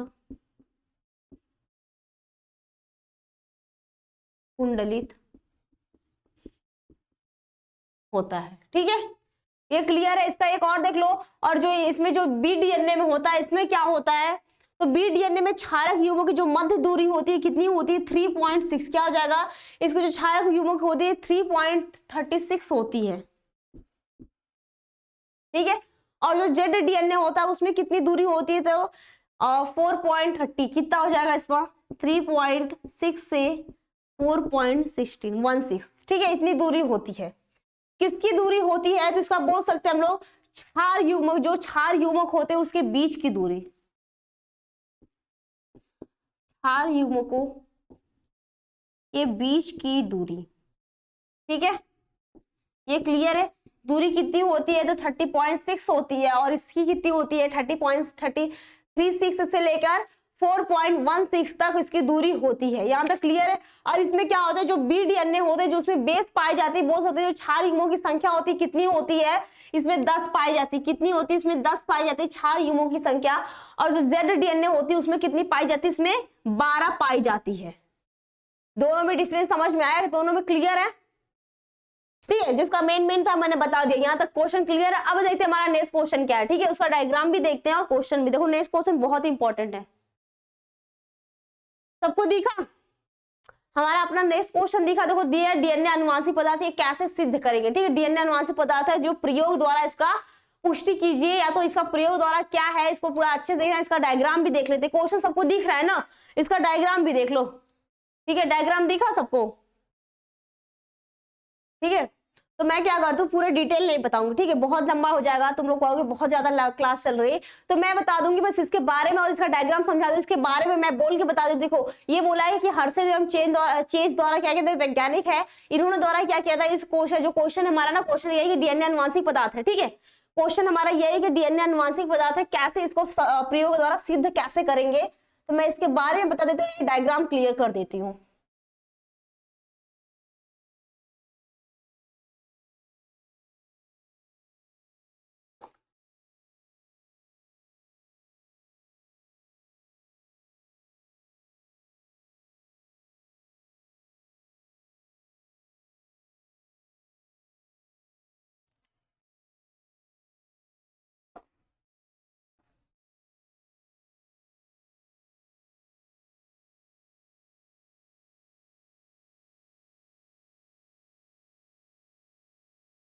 ठीक है। तो देखो इसके बारे में जो वैज्ञानिक थे कौन थे वैज्ञानिक ग्रिफिथ एवं हर्षद तथा चेज, ठीक है। 3 वैज्ञानिक थे, यहाँ पे दिखेगा ना ग्रिफिथ हर्षद, ठीक है, एवं क्या थे चेज। इन्हीं तीनों वैज्ञानिक ने क्या कहते हैं अपने प्रयोग द्वारा यह सिद्ध किया था कि जो डीएनए होता है ये अनुवांशिक सूचनाओं का क्या होता है वाहक होता है। कैसे सिद्ध किया था तो इसके लिए इन्होंने क्या था सर्वप्रथम जो ग्रिफिथ ने इन्होंने सन 1928 में किसमें ग्रिफिथ ने क्या किया था ग्रिफिथ ने 1928 में, ठीक है। किसमें 1928 में क्या किया था डिप्लोकोकस निमोनी, किसका डिप्लोकोकस निमोनी,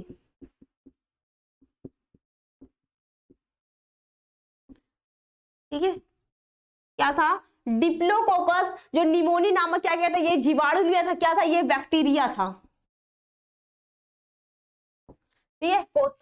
वर्ड क्लियर हो रहा है ना। तो एक बार फिर सुन लो। इसके लिए इन्होंने क्या किया था सर्वप्रथम जो ग्रिफिथ ने 1928 में डिप्लोकोकस निमोनी जीवाणु को क्या नामक जीवाणु का प्रयोग किया और इसे क्या किया चूहों में प्रविष्ट कराया और इसका जो निष्कर्ष निकला हुआ क्या था यह निमोनिया रोग ही उत्पन्न करता है। इसके लिए इन्होंने 2 प्रभेद दिए, क्या थे 2 स्ट्रेन दिए थे। जो 2 प्रभेद कौन कौन से थे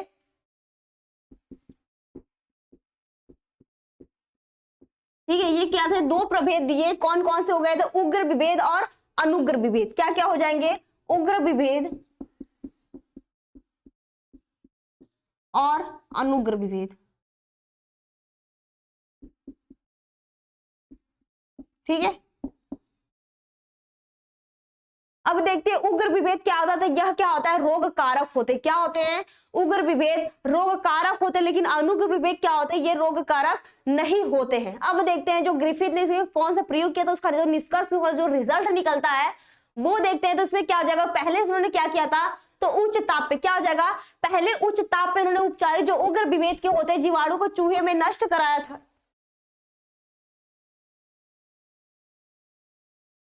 ठीक है, तो उग्र विभेद हो गया। अब अनुग्र विभेद क्या होता है? तो ये क्या होता है? रोग कारक नहीं होते। ठीक है, तो इसके बारे में बच्चों बता दे रही हूँ। ठीक है, लिख नहीं रही हूँ। ठीक है, डायग्राम के बारे में जो इसका मेन पॉइंट होगा उसको मैं नोट कर दूंगी यहाँ पे। तुम लोग भी थोड़े करो ना होमवर्क में, मैं कराती रहूँ ना। देखो जो होता है, जो अनुग्र विभेद होता है, ध्यान से सुनना, सब समझ में आ गया। ठीक है, तो ये जो होता है ग्रिफिथ ने अपने प्रयोग में क्या किया था? निम्नलिखित निष्कर्ष निकाला। इसका कौन कौन सा रिजल्ट निकाले थे ये भी देख लो।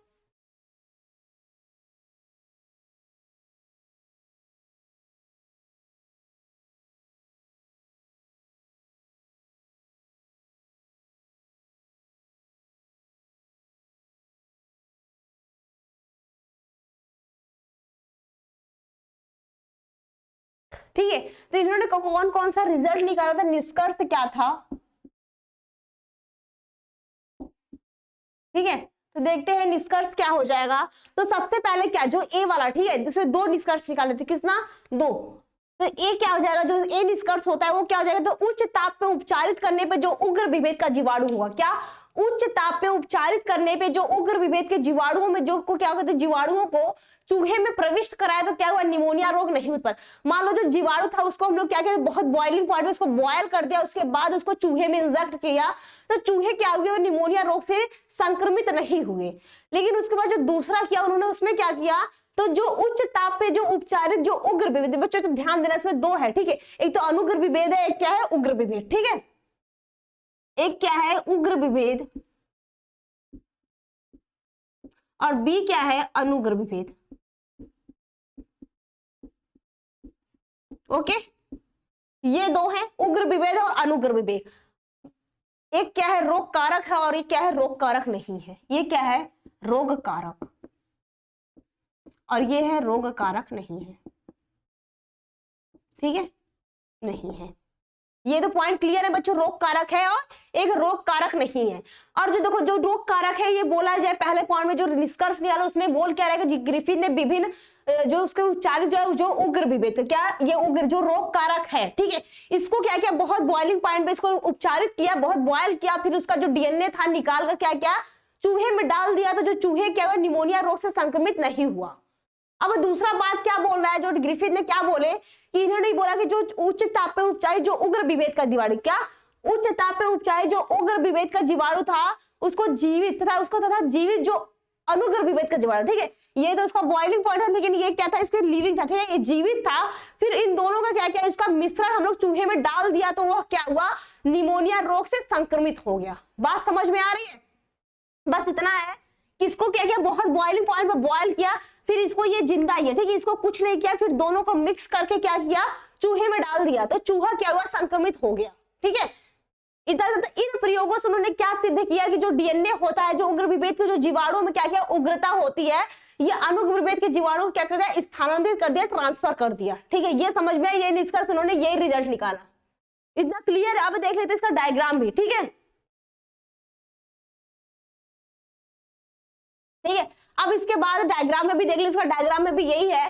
देखो पहला जो लिखा क्या है? जीवाणु भोजी जो रेडियो उपचार, ठीक है, रेडियो चिन्हित है तो उसको देते हैं 30P, या तो इसको ऐसे भी बोल सकते हैं। ठीक है, डायग्राम मेरे को उतना दिख ना रहा है, ठीक है, मैं ऐसे बोल देती हूँ।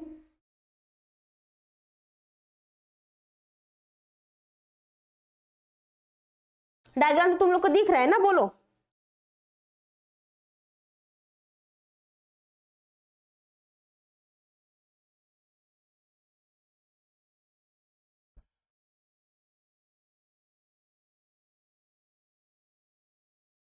ठीक है, तो दिया क्या पहला जो डायग्राम, उसमें यही लिखा है कि जो जीवाणु भोजी क्या है? डीएनए रेडियो चिन्हित है, तो बोलते हैं जो 32 फास्फोरस से क्या इसको चिन्हित किया जाता है, तो बोल सकते इसको बैक्टीरियोफेज डीएनए रेडियो लेवल और विथ 30 और 32p, ठीक है। और दूसरा क्या दिया है कि जो जीवाणु भोजी का जो कवच होता है, ठीक है, जो उसका जो प्रोटीन कोट होता है उसको बोल सकते हैं जो रेडियो चिन्हित है, इसको 32S से क्या किया, इसको प्रोटीन से कवच चिन्हित किया गया है। इसका यही डायग्राम है, उसको किससे चिन्हित किया गया, उसको बाद में उसका रिएक्शन क्या होता है, उसका रिजल्ट क्या आता है, वही इसमें क्या डायग्राम में दिया गया है, ठीक है। उसके बाद दिया है कि जीवाणु भोजी द्वारा जीवाणु पर संक्रमण कैसे है। फिर उसके बाद तुम्हारा दिया है इसको जो पहला जो डायग्राम है, ठीक है, दूसरे बाद पहले के बाद जो दूसरा डायग्राम उस पे क्या लिखा है कि ब्लेड द्वारा, ठीक है, ब्लेड द्वारा क्या किया गया, जीवाणु के शरीर में जो जीवाणु भोजी कवचों को हटा दिया। किसके सहायता से, ब्लेड के द्वारा। जो उसकी बाहरी जो कोट थी, बाहरी जो लेयर थी, उसको क्या किया, हटा दिया गया है सेकंड वाले डायग्राम में। फिर इसके बाद दिया है कि जो जीवाणु भोजी का गुणन होता है, क्या होता है, मल्टीप्लिकेशन ऑफ बैक्टीरियोफेज, ठीक है। इसका बाद उसका मल्टीप्लिकेशन होता है किसका, बैक्टीरियोफेज का द्विगुणन होता है, जिसके बाद हमको क्या मिल जाता है, जीवाणु का डीएनए में रेडियो सक्रियता मिलती है, ठीक है, रेडियो एक्टिव बैक्टीरियल डीएनए। इसके बाद दूसरे में है जीवाणु भोजी कवच में रेडियो सक्रियता, या तो इसको बोल सकते हैं रेडियो एक्टिव वायरल कोट। इसके बाद दूसरा इसका रिजल्ट क्या क्या आ जाएगा, तो रेडियो सक्रिय डीएनए द्वारा क्या करता है, जीवाणु कोशिका में प्रवेश से यह स्पष्ट होता है कि डीएनए क्या है, एक जेनेटिक पदार्थ, यह क्या है बता, अनुवांशिक जेनेटिक मटेरियल है जो क्या करता है, एक पीढ़ी से दूसरे पीढ़ी में स्थानांतरित होता है। क्या होता है, डीएनए, यह क्या है, एक जेनेटिक मटेरियल। यही लिखा है ना, radio active label viral DNA is transfer to bacterial cell.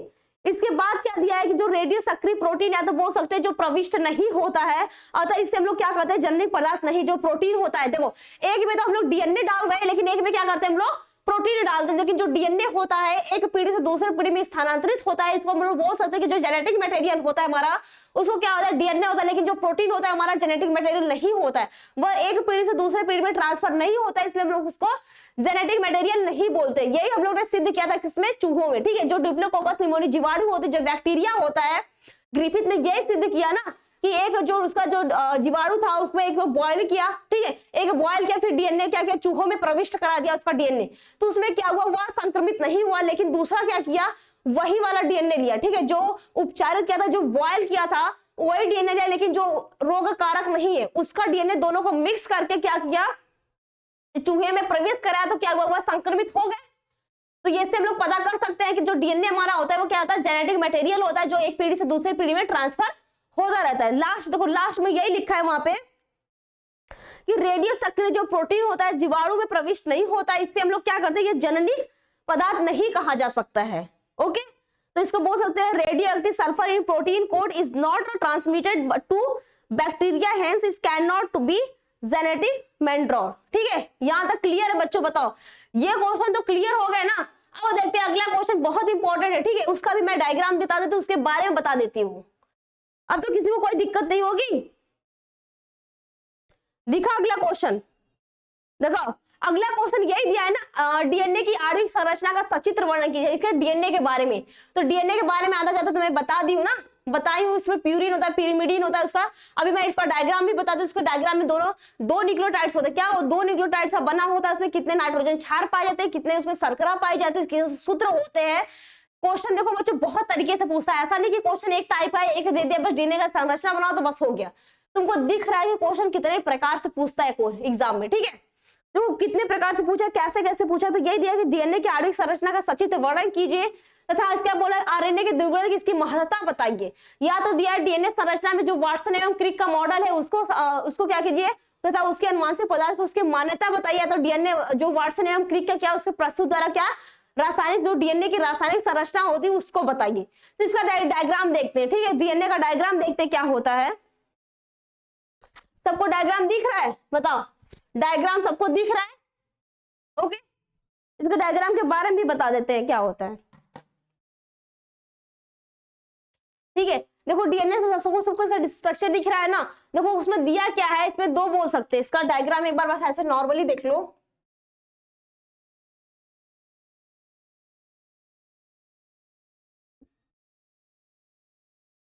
इन दोनों के बीच की दूरी कितनी, जैसे इसको बोलते हैं हम लोग 5 प्राइम। ठीक है, किसका कितना होता है, एक होता है हमारा 5 प्राइम से 3 प्राइम होता है, और दूसरा कितना होता है 3 प्राइम से 5 प्राइम होता है। ओके, ये तुम्हारा डायग्राम में भी दे रखा है, ठीक है, डायग्राम भी दिख रहा है ना, उसमें यही दिया है।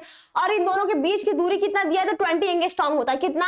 इन दोनों के बीच की दूरी होता है 20 एंगस्ट्रॉम होता है। और इन दोनों के जो बीच के एक कुंडल की जो व्यास होती है कितना ना 34 एंगस्ट्रॉम। कितना होता है? एक कुंडल की पूरी व्यास कितनी होती है, तो 34 एंगस्ट्रॉम होता है। ओके। और एक दोनों के बीच की जो अगर जो मुंडल होती है, जो इसको बोलते हैं माइनर ग्रुप, किसको बोलते हैं? माइनर ग्रुप को हम लोग क्या बोलते हैं? इसकी दूरी कितनी होती है?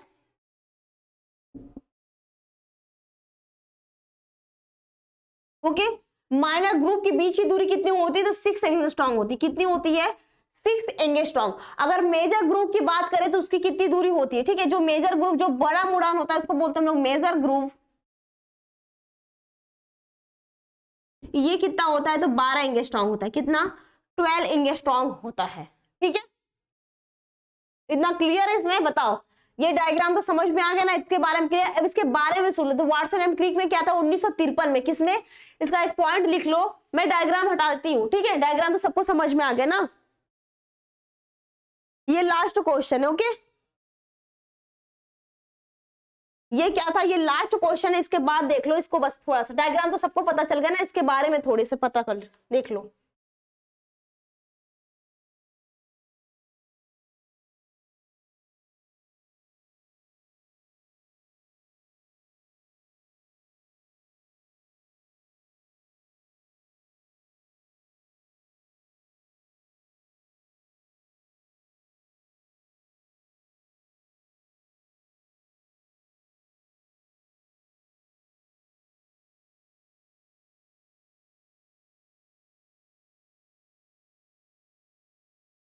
इसका पहला पॉइंट क्या हो जाएगा?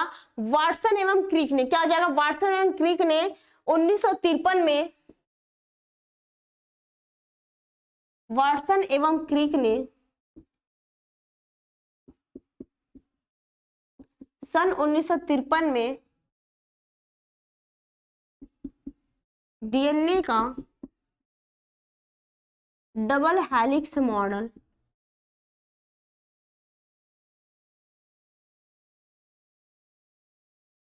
प्रस्तुत किया। ओके, ये क्लियर है? और ये होता क्या था? डीएनए क्या होता है? दोहरे कुंडल में क्या होता है पता होता है। ठीक है, डायग्राम में यही था। तो इसका हो जाएगा दोहरे कुंडल में, क्या हो जाएगा? दोहरे कुंडलन। ठीक है, क्या हो जाएगा? दोहरे कुंडल में डीएनए के दोनों पॉलीन्यूक्लियोटाइड, डीएनए का दोनों पॉलीन्यूक्लियोटाइड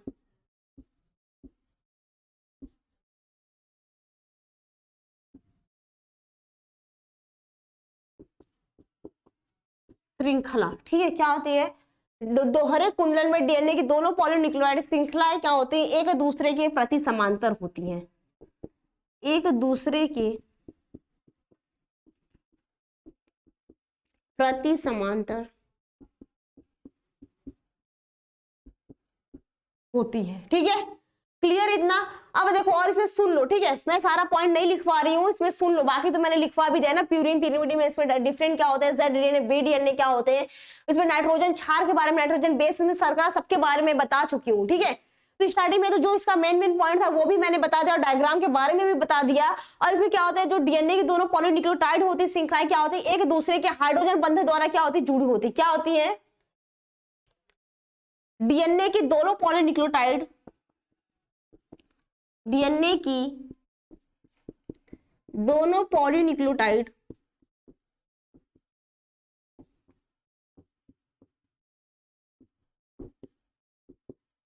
श्रृंखलाएं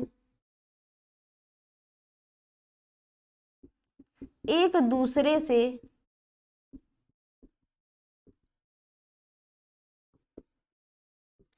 हाइड्रोजन बंध द्वारा